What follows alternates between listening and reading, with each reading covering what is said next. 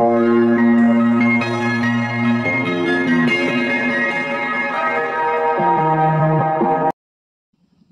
everyone, R2 Nature Channel to আপোনালোকক স্বাগতম। আজি ধুনীয়া নদীৰ পাৰত নেচাৰেল পৰিৱেশৰ মাজত আউটডোৰ পেইন্টিং কৰিবলৈ আহিছো। মোৰ বেকগ্ৰাউণ্ডত চাব পাৰে ব্ৰহ্মপুত্ৰ নদী বৈ গৈছে। মোৰ লগত ভাইটি এজন আহিছে, দীপজ্যোতি, সি কৰি আছে। মই অলপ স্কেটচ কৰিলো, ড্ৰয়িং কৰিলো, দেখাম বাৰু। সি ৱাটাৰ কালাৰ কৰিব, মই অকমান তাক হেল্প কৰি দিম, মই ইমান নকৰো, তাক দেখাই দি আছো। কি কৰি আছে বৰ্তমান। মই ফাৰ্ষ্টতে আপোনালোকক নেচাৰটো দেখাই লওঁ, কি ধুনীয়া এটা পৰিৱেশ নদীৰ মাজত। আজি ফাৰ্ষ্ট টাইম ব্লগিং কৰিছোঁ, আগে পিছে এনে বেছিভাগ মই শ্বৰ্ট ভিডিঅ' দিওঁ আৰ্টৰ। আজি চাওঁ কেনেকুৱা হয়। বৰ্তমান সূৰ্য ডুবিছে অলৰেডি, কিন্তু তথাপি মানে পোহৰটো আছে। আৰু আমি সৰু ছাবজেক্ট এটা লৈছোঁ, আপোনালোকক দেখাই আছোঁ। এয়া বৰ্তমান এই দীপজ্যোতি কৰি আছে, সি ৱাটাৰ কালাৰ কৰিব। ছাবজেক্টটো এইটোৱে, ঘৰটো দুটা সৰু সৰু কণমানি চাই আছে পেইন্টিং কৰা। হেল্ল', কেনেকুৱা দীপজ্যোতি? বঢ়িয়া, একদম বিন্দাছ। ভাটি পেলাই অলপ ওলাই আহিলোঁ, এটাকে এতিয়া ৱাটাৰ কালাৰ কৰি আছোঁ। বঢ়িয়া।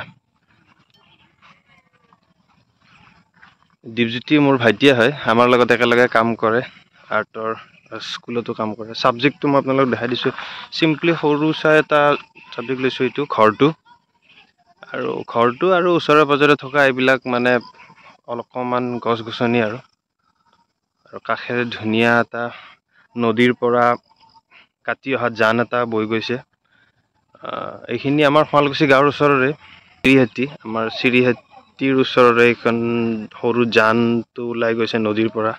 এইফালে পিছফালে ধুনীয়া ব্ৰহ্মপুত্ৰ নদী বৈ গৈছে। এই আৰু আমাৰ প্ৰাকৃতিক পৰিৱেশৰ পৰা ইনস্পায়াৰ হয় আমি ইয়াত ৱাটাৰ কালাৰ অকণমান প্ৰেক্টিচ কৰিছোঁ।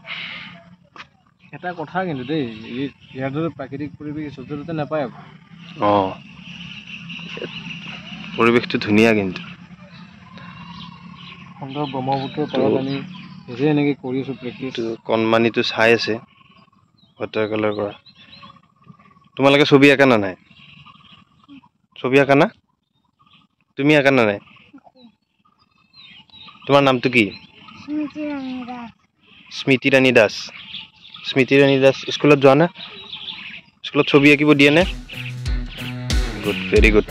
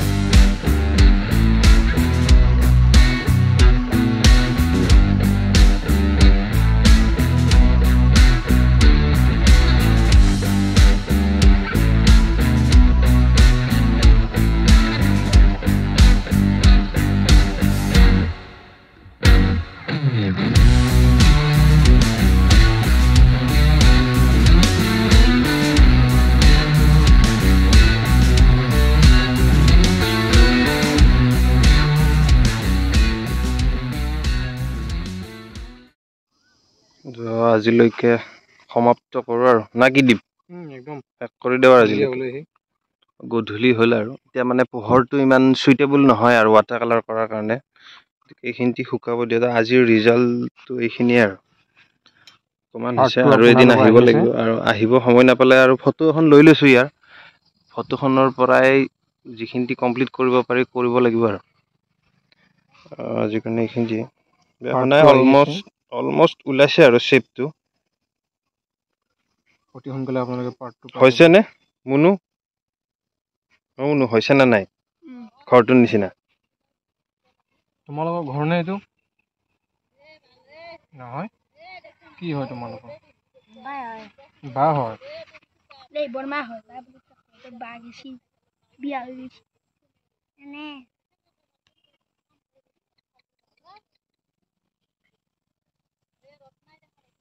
হ'ব আৰু সেইখিনি বেছি হেৰি কৰিব ঠিক নোৱাৰে আছে। এৰি দে আৰু শুকাব দে ব্ৰাছ চাছ ধুই ল